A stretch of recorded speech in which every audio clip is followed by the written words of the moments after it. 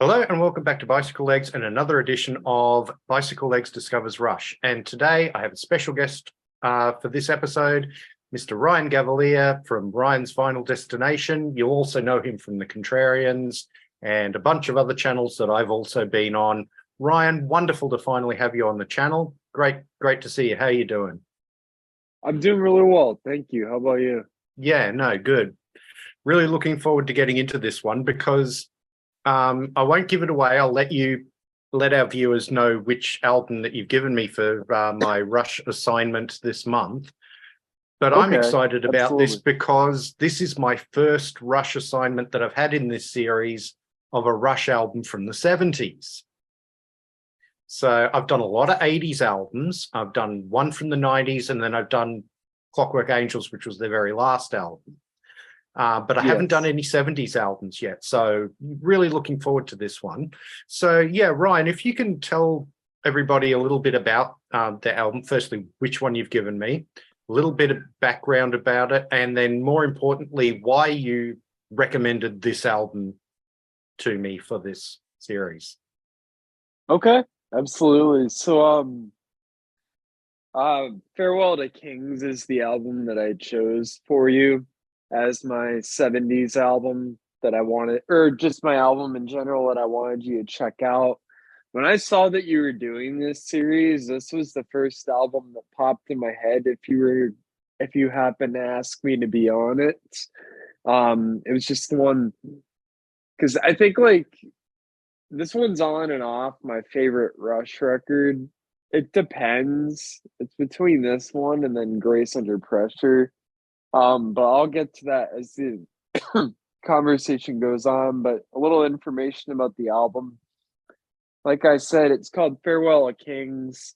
It was recorded in June of 1977 and it was released in September of 1977 on Anthem, produced by Rush and Terry Brown. The singles were Closer to the Heart and Cinderella Man. Um, so that's a little bit of information about the album. Obviously, Closer to the Heart ended up becoming quite a hit. That was actually probably the second Rush song I ever heard.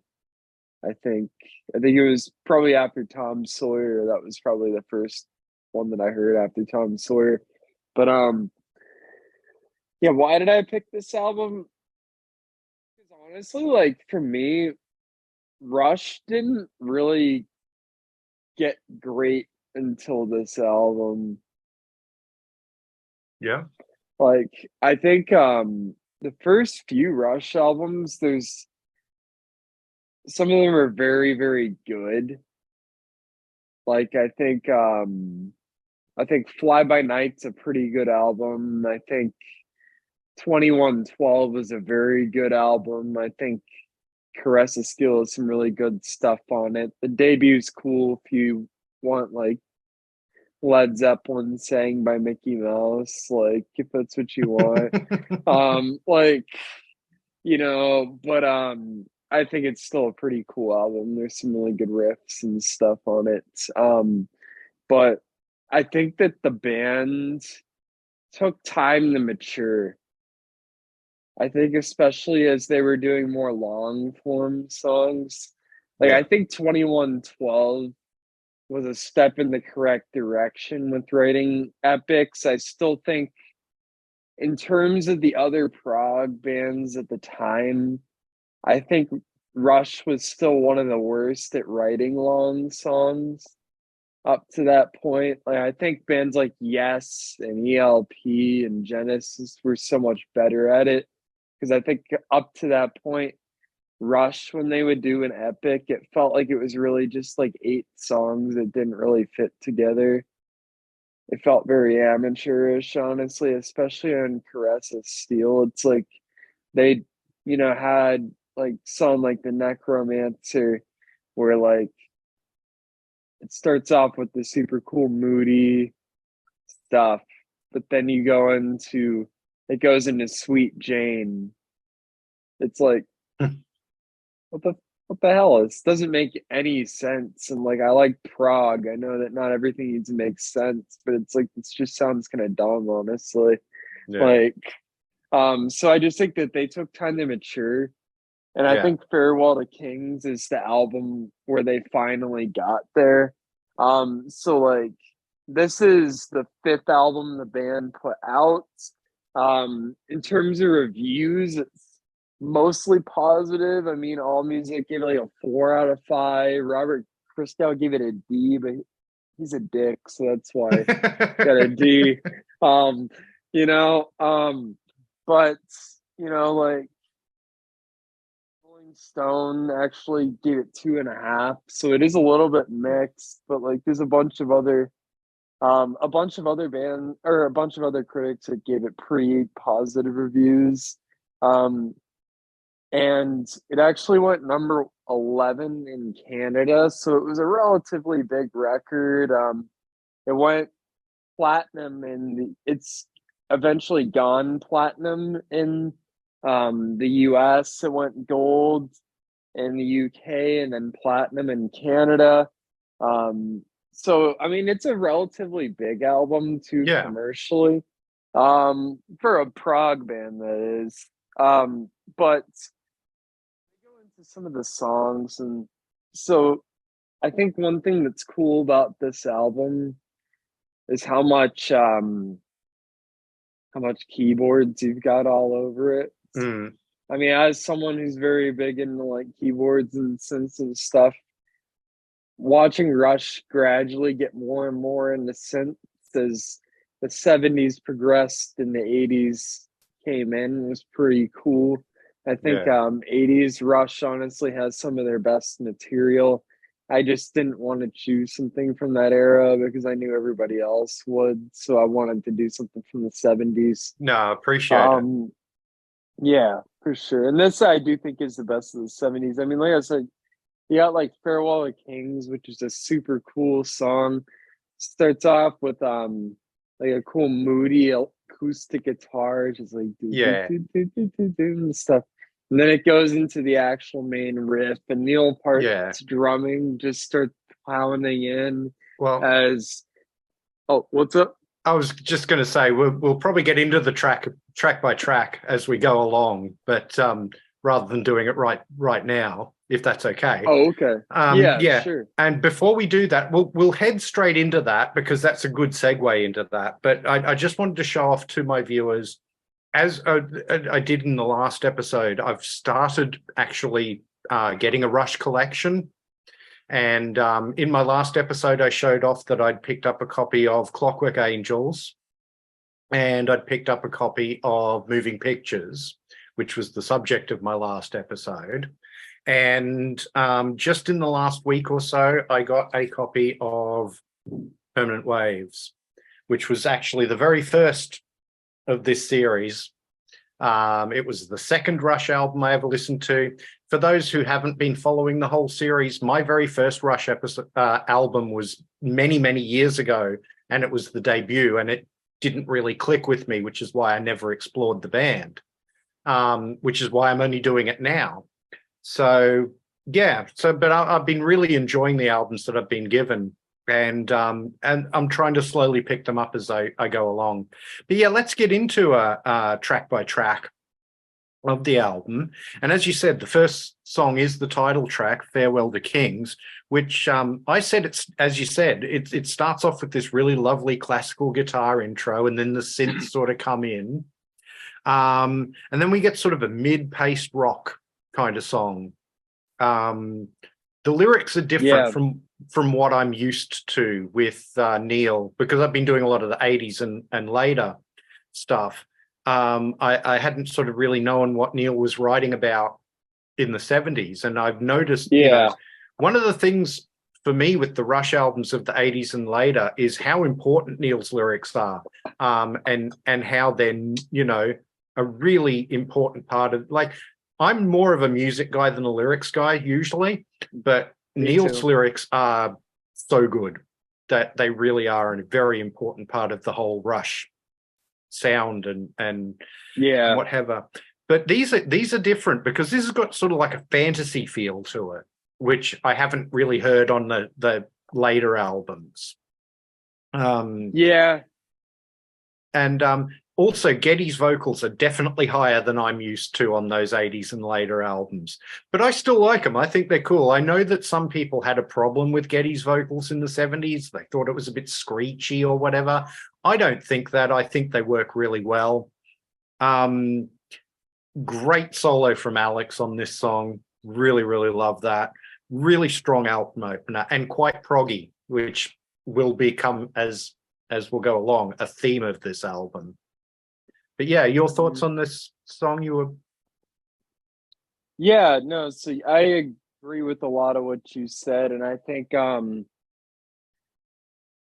guess what I was kind of creating there is the way that that intro builds up from the acoustic guitar into the synth into like that.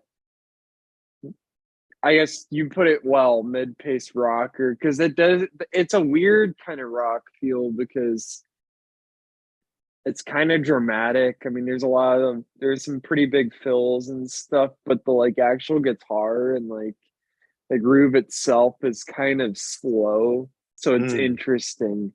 But then obviously Geddy comes in, he's singing and stuff, and I agree that I like Geddy's vocals on this stuff. I mean, he's hit or miss for me, to be completely honest. He's much like Robert Plant for me. And much like a singer like Roger Daltrey for me, where there's times where um their vocal performances are really amazing to me. And then there's times where it doesn't fit the song for me. Yeah. I think fair enough. a lot of those guys with really big personalities and really unique voices, I think are victim of that sometimes. But I think in this period of time, Geddy was doing really well with his vocals. I mean, it's just a cool song overall. And yeah, I mean, it is one of the few, it's the only song on the album that has writing credits for all three members of the band too. Oh, for the music, yeah. Yeah, for the music. And then obviously the lyrics were Neil, but yeah, I mean, for the most part, the music was done by Geddy Lee and Alex Lifeson, but Neil Peart did get a writing credit for this song. Yeah. So then we go into Xanadu, and the first takeaway I had from this song is that this is possibly the most overtly prog song that I've heard from this band in all the albums that I've listened to so far. And I'm a big prog fan. People who've watched my channel will know that I've covered quite a lot of prog artists on the channel. So this is right in my sweet spot. I mean, you've got an 11-minute song and the first 5 minutes of it is intro. Yeah. You know, I mean, it's just great. And the first part of that instrumental intro is quite Yes-like, I think, particularly the way Alex is using the tone pedal on the guitar. Reminds me a lot of Steve Howe, because he did that quite a lot. And I've said it before, and I'll probably say it again throughout this series, but these boys can really, really play. You know, the 5-minute intro has several sections just in itself.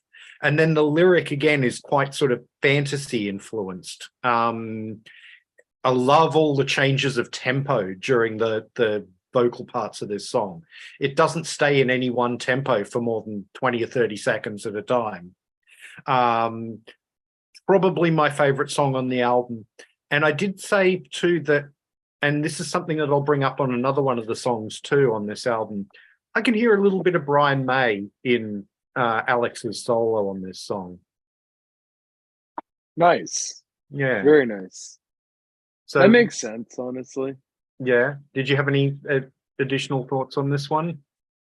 I mean, once again, a lot of cool keyboards and stuff on this one too. I think, you know, obviously it is a lengthier song. It is proggier. I think in terms of it being a longer song, like I said, the band was starting to get a bit better at that at this point. So I feel like, and this is a stronger track. It feels a bit more fluid. It feels a bit more intentional, and that they were just kind of coming up ideas along the way, which sometimes it felt like with those tracks. But I think this song, I um I think it's I know you said it's your favorite off of the album. I tend to gravitate a bit more towards side two than Yep. side one on this album, but I do think that both Farewell to Kings and Xanadu are fantastic tracks. I mean, this obviously, like, just looking at those first two songs, you could see it, the band is going in an extremely progressive direction. I mean, up to this point, they had some progressive leanings, I would say, on like Caressa Steel and 2112, but they were still very much a hard rock band, honestly. Yeah. Um, I think at this point, you see them kind of briefly becoming a progressive rock band.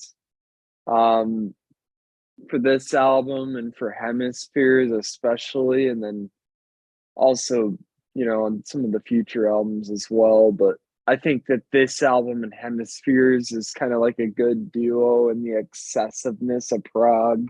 I mean, having these 11-minute songs and then having Cygnus X on side two, which I'll talk about more, being Yeah. 10 minutes. You know, you're just definitely going in more of a progressive direction. But yeah, I Uh, like Xanadu quite a bit.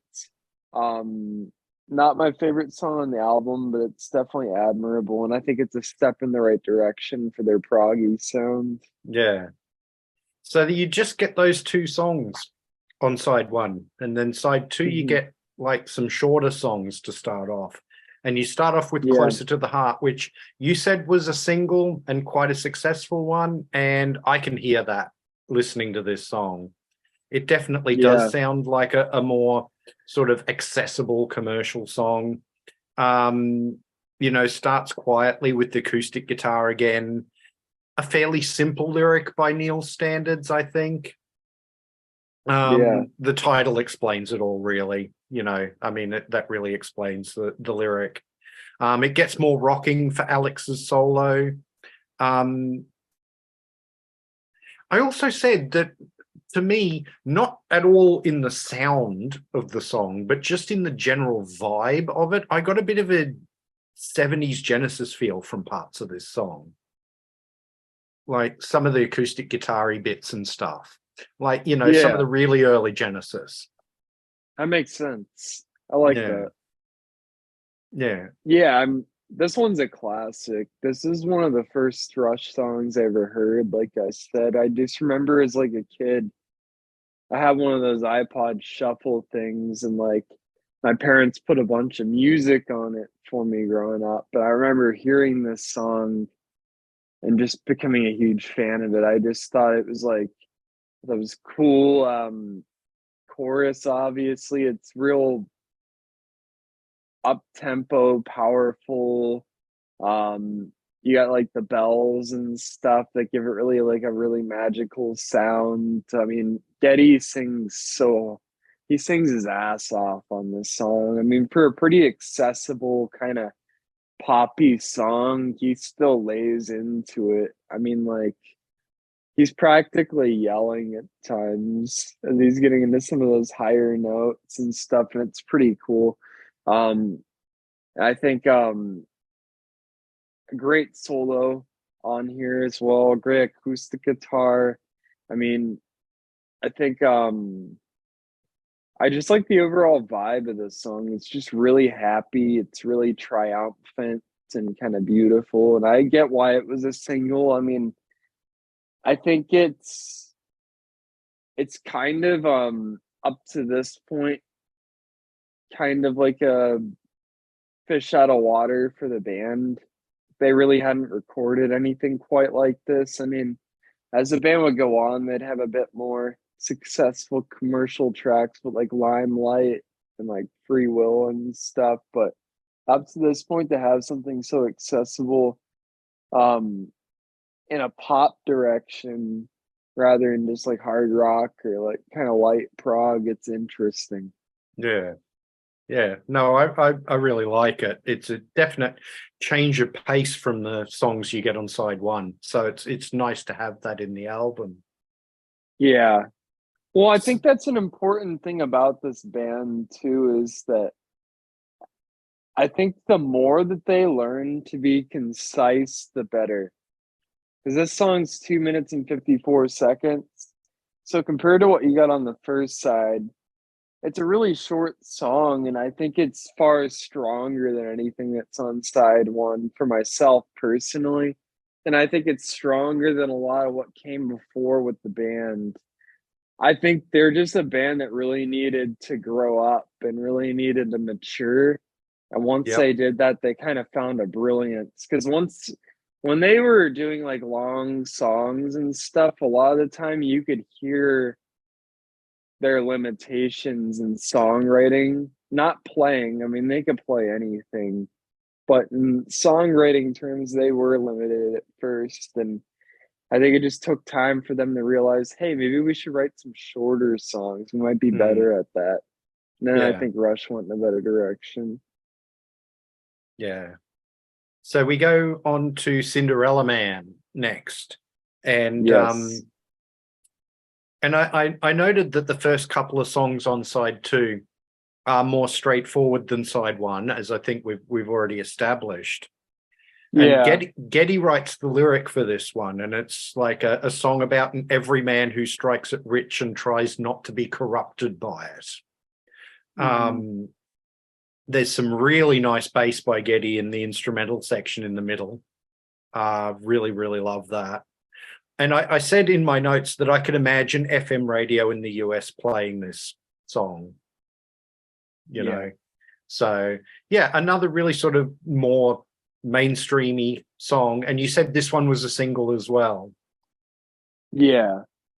No, and I could see why for sure. I mean, once again, it's a shorter song than stuff that was on the first side. It's 4 minutes and 20 seconds.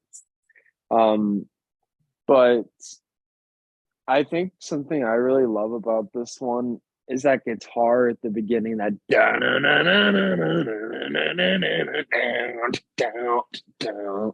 that's such a great opening riff to a song, and the way that Neil comes with the drums, just Yeah.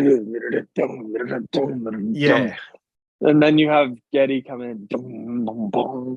It's such a triumphant and huge production there, right at that intro. It just like it honestly knocks your socks off. And I mean, like that's honestly my favorite part of the whole song. 'Cause, like the whole thing, the rest of the way through is good and stuff. And it, like as you said, it is a bit more of a straightforward song. But I just think that's one of their greatest intros of all time.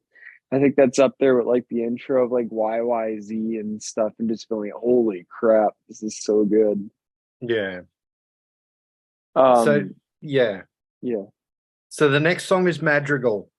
And I noted this is another quite brief song. It's barely over 2 minutes long. yeah, Um, and again, the acoustic guitar and the synth in this song gives it a real Yes feel, which is funny because Yes yep, later on the next year they would write their own song called Madrigal, yeah, which is on Tormato. Um, Neil's lyric again, it sort of uses a fantasy setting, but it's using it to craft some really nice lyrics about sort of relationships, which again is not sort of territory they've covered a lot in the albums that I've listened to. Musically, it's just very gentle and quite lovely. I really, really like this song. yeah.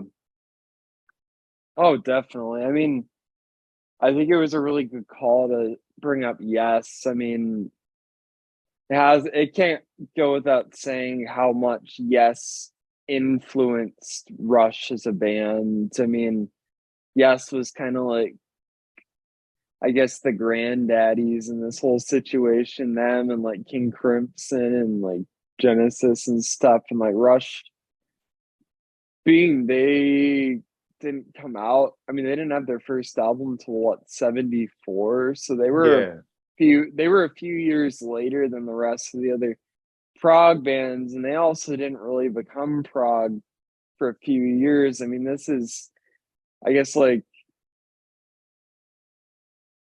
sort of on like Caress of Steel, which was 75, I want to say. Yeah, I think it 75, was. and Yeah.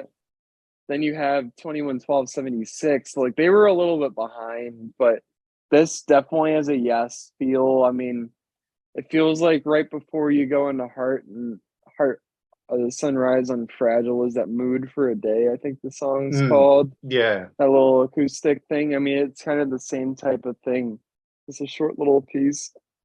It's pretty beautiful. It's dramatic, and once you know what you're getting into after, like on re-listens of this, I think it fits emotionally very well too.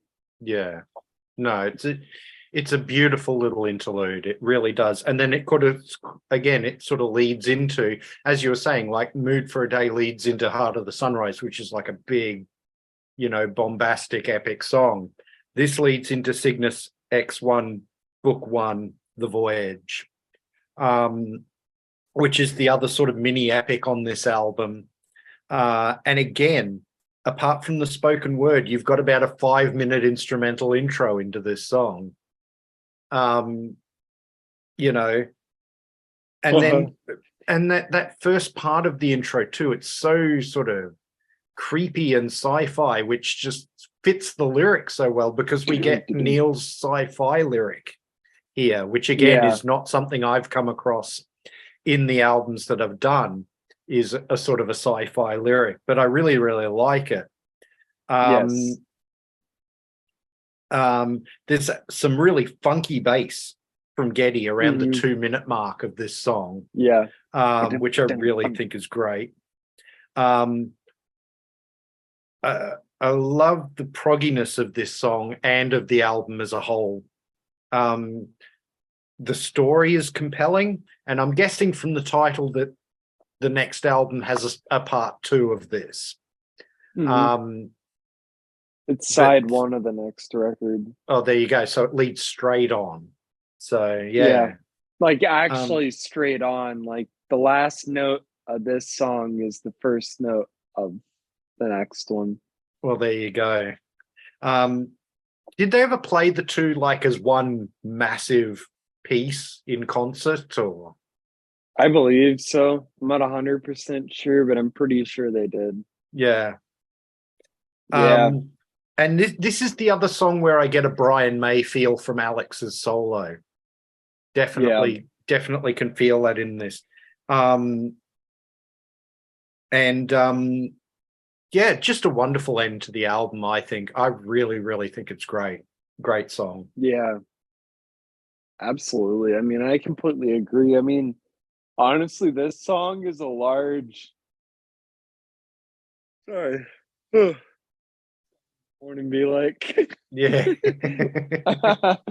But this song's a big reason why I chose this album for you, honestly. I mean, I don't think this song is perfect. I think there's moments of it that kind of fall victim to what I was kind of talking about, where they still needed to mature a little bit songwriting wise. But I think for the most part, this song is pretty badass. I mean, you're right about those bass riffs in the beginning that like, and then you have the drums doing kind of cool interplay. It's super chilling and weird. Definitely influential to me there. Um, and I guess like it just keeps getting darker. It keeps getting heavier as it goes on. You have Getty start singing, and he gets more and more chaotic, all the way to the end, which has probably the heaviest stuff that Rush had done up to that point, and Mm. maybe the heaviest stuff that Rush ever did, Oh to be yeah. completely honest. And Getty's absolutely wailing by the end of this song, isn't he? Uh, That's what I was gonna say. It's honestly uncanny how hard he is shrieking by the end of this song. It's like it's the last song that he'll ever sing. Honestly, the first song time I ever heard this, I was like absolutely flabbergasted. I was just like, holy shit, this sounds like a band losing their mind. Because it's just so heavy and he's just shrieking with every Yeah. last breath, and it's so cool. I think Yeah. it's one of the greatest endings to a song. But yeah, it is kind of a band losing its mind, isn't it? But in a good way. Yeah, no, absolutely. I mean, obviously, I think everything we see going forward, I think that this album shows to be a very positive direction for the band. Yeah. No, well, I mean, my overall reaction to the album is that I absolutely love it. I think every Yeah, track on it works. It's the proggiest Rush album I've been exposed to so far. And as I say, prog's right in my wheelhouse. So I really, really appreciate that. yeah, Thank you for recommending this album for me. It's definitely one that I'm going to have to look to acquire sooner rather than later. So, absolutely. It's yeah, a really good album for re-listens, honestly, like just for like many of them. I mean, it's one of my favorite Rush albums for a reason. I think the production on here is great. I think there's a good mix of concise songs with longer stuff. Um, I think the material itself is some of the strongest the band has put out. And I also think the band as a whole is growing a lot more. I think by this point, Neil as a drummer is really developing. I mm, think he's getting into weirder and weirder time signatures. Whereas on the first album, he was very much like a plodding hard rock drummer. I mean, not quite as much on 2112. Like he was starting to get more into like intricate stuff, but like Fly By Night, his first album with the band, he might as well have just been like, or not Fly By Night.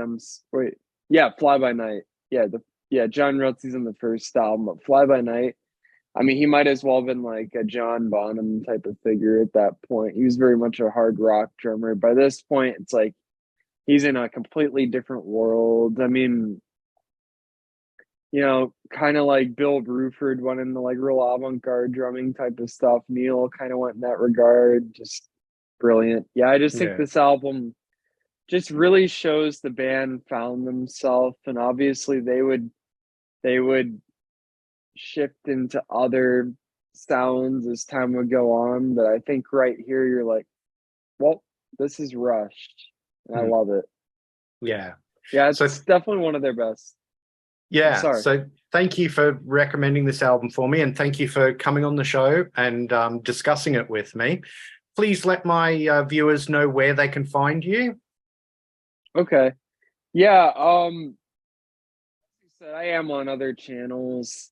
I've actually like kind of been slowing down on my own channel, to be completely honest. I've kind of just been enjoying guesting on other people's shows. Yep. But I still do put out videos on my channel once in a while, including I should say my channel is called Ryan's Final Destination. One of the things I have been putting on there is occasionally some music videos, like videos of me playing some music, and then also promos for my EPs and stuff because I am a musician as well. You can find me on all major streaming platforms. My name's Ryan Gavalier. I actually just put out a second EP less than a week ago. It's on Spotify, it's on Amazon, Apple Music, it's on YouTube, Pandora, etc. Just a ton of streaming. Yeah. Mostly electronic, but I do add progressive rock in there. I add some dance music elements. I add psychedelia. I add some funk. Add some hard rock, etc. It just depends on what I feel like, but largely synthesizer based, some bass, guitar, um, drum machines, and then a mix of like keyboard drums, like acoustic sounding drums. But I do everything by myself. I do all the mixing. I am kind of starting a record label of my own. I'm looking for some more people to record with. Got a couple people and possibly going to be releasing some stuff with on my labels. So lots of good things to come. Like I said, my name is Ryan Gavalier. I got the 2 EPs. Cynthia EP was the debut. And then the second one is called 2023 Sampler Volume 1. I really like the second one. I think it's the better EP. I've heard across the board people thinking it's an improvement production-wise and songwriting. So go check it out. Let me know what you think. Yeah, absolutely. Yeah, I got a will leave links in the description for all of that. I've only heard the first EP so far, and I'm going to say if the second EP is an improvement on the first one, that's really saying something, because I really, really loved the first one. So, well, thank you. I appreciate that. Yeah. And so please, all my viewers, go and check that out. Links will be in the description. Please go and subscribe to Ryan's Vinyl Destination and go to Spotify and listen to these albums, because definitely worth checking out. Thank you. Please do like, share, and subscribe. It really does help the channel out. If you're new to the channel, please go and have a look at some of my other videos. I have everything playlisted. So if you want to look at my other Bicycle Legs Discovers Rush episodes, there's a playlist for that. If you want to look at my studio albums rank shows, there's a playlist for that. If you want to look at my panels, well, I've done a few of those panels now. There's a playlist for those, and so on and so on. If you want to follow me on social media, I'm at Bicycle Legs on Instagram and Twitter. And I also have a dedicated Facebook page for Bicycle Legs now. Links for all of that will be in the description. So please come and follow those if you can. Would really love to have you there and join in the conversation. Thank you very much for watching, and I'll see you in the next one.